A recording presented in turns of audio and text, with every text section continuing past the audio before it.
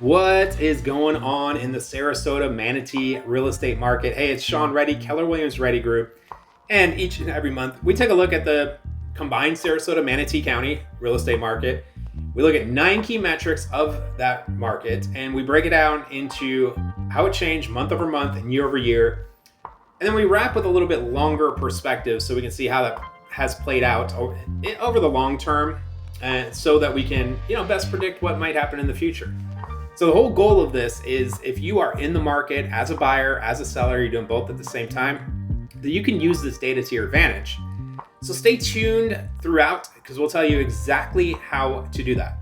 So first things first, let me introduce what we're looking at so we can have a conversation about it. By the way, this is not scripted. It is very data driven. If you don't jive with that, this isn't your video, but if you want to geek out over the numbers or you find this to be helpful, again, stay tuned. I'll teach you exactly how to use it. So the 9 key metrics that we're looking at are the vital signs of the market: average and median market times, days on market, number of new listings entering the market, total amount of homes available for sale, how many homes went under contract, how many closed, what the average price of those closed sales, what the median price of those, and finally the median. That stands for sold price to list price ratio, or as I call it, the leverage factor. Who holds the leverage in the transactions that are happening? So let's take a look at, and by the way, they are color coded, as you can tell. If it moved in favor of sellers, it is in the green. If it moved in favor of buyers, it's in the red.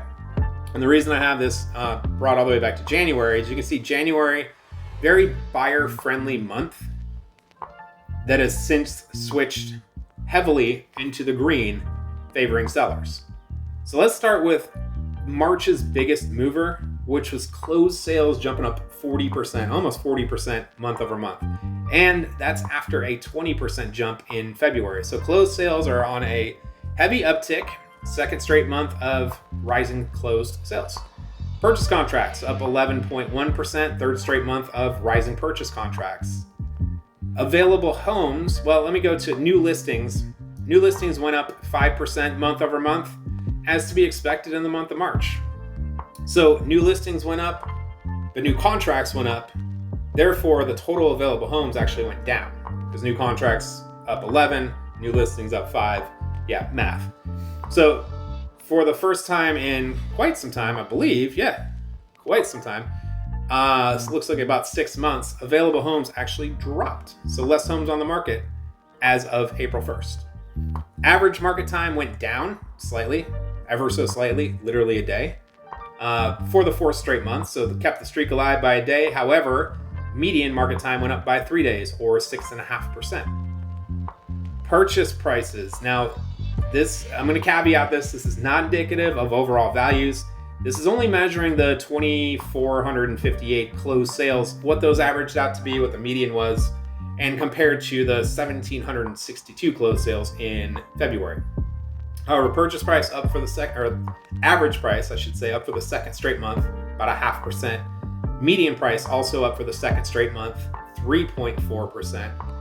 Finally, that leverage factor I mentioned, up by 0.2%. Not quite, 1 point, whatever, math.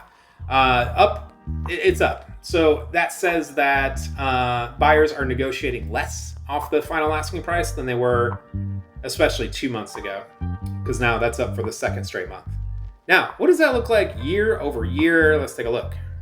So some mixed numbers here. One is inconclusive, didn't have total available homes last year. Yet a few more buyer-leaning metrics than seller-leaning metrics, and we'll start particularly with market times. As market times go up, that gives the buyer a few things: more time to assess and think and act, but also more leverage as you see homes linger on the market beyond these, average of 87 days, median of 50 days. That typically is going to mean that the seller probably shot the moon on the price, causing people not to act on it and elongating their market time and eroding their leverage along the way. So you may have more leverage on those properties because you're probably the only one acting on those properties.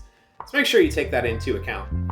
New listings actually down close to 15%. That's a shocker to me, actually, from March of last year. Again, don't have data on total available homes, but new purchase contracts up 16%. So if new listings are down 15%, purchase contracts up 16%, my guess is the available homes is probably significantly less March of this year compared to last year. Closed sales up 11%, yet here's the kicker. Prices are still on the downward trajectory.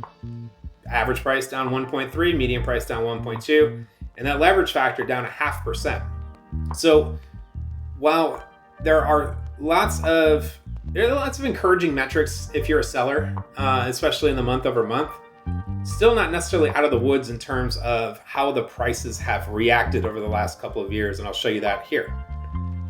First, and this takes us back, let's see, about a year and a half. Average and median market times. Those are relatively flat with a slight upward trajectory overall. Probably going to stay relatively similar to that, I'm guessing, over the course of the rest of the year. All right, this one has 3 metrics on it. Available homes in the red. You see I didn't start tracking that till July last year. Sorry. And then new listings in the blue, new purchase contracts in the yellow. So here's how this works. Take the blue out of it for a second. The bigger the gap between the red and the yellow is, the slower the market will feel to you sellers who are not positioned in a place that's causing buyers to act. You see, there are 1,500 to 2,500 homes going under contract in any given month, but if there's 10,000, 11,000 of them on the market, that's not a big slice of the pie. That's not a big percentage. So buyers are going to be picky. They're going to pick the best 2,500, obviously, and they're going to ignore the other 75 to 8,500 homes. So if you're one of those 75 to 8,500, you may want to reevaluate and make sure that you're understanding specifically your competition that is going under contract and what they're doing. As that gap narrows, the market will feel a little bit more frenzied. Yet I don't see anything that would cause that gap to narrow anytime soon. Yet stay tuned. We'll continue to talk about it. New listings, again, surprised at the year over year being down, yet overall kind of an upward trajectory ever since Q3 last year. Probably continue to see that. Closed sales. This is a biggie. This should not go under the radar here with 2,400 closed sales.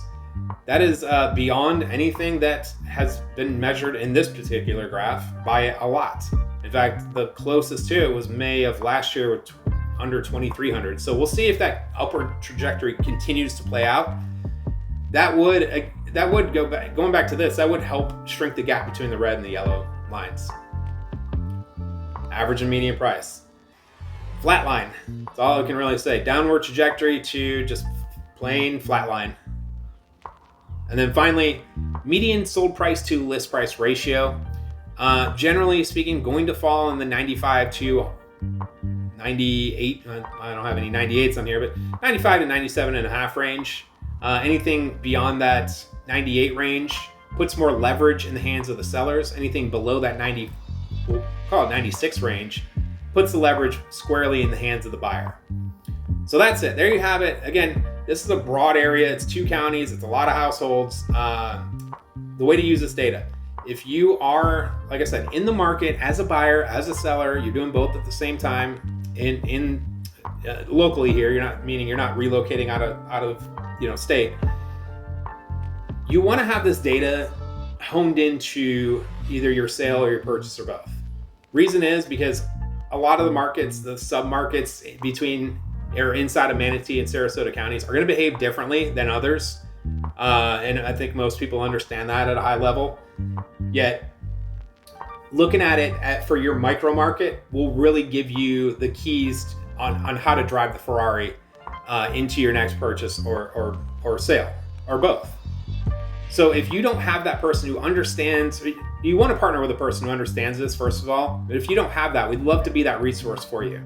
Again, Sean Reddy, Keller Williams Reddy Group. Make sure to like and subscribe this channel. And if you want this broken down into your micro market, drop a comment here and happy to do that for you. Thanks so much for watching. We'll see you in this segment next month.